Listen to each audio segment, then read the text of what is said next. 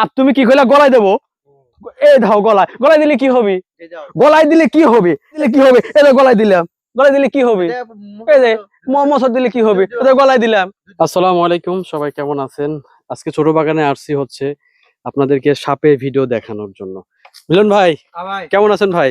খুব ভালো আছি, আপনি কেমন আছেন? আলহামদুলিল্লাহ, আমিও ভালো আছি। তো আপনার হাতে এটা কি ভাই? এটা অজগর সাপ ভাই। সাপটা তো অনেক বড় হবে না ভাই? না, এই 10 থেকে 12 কেজি হবে। 10-12 কেজি হবে, তাই না? দেখুন অজগর সাপ।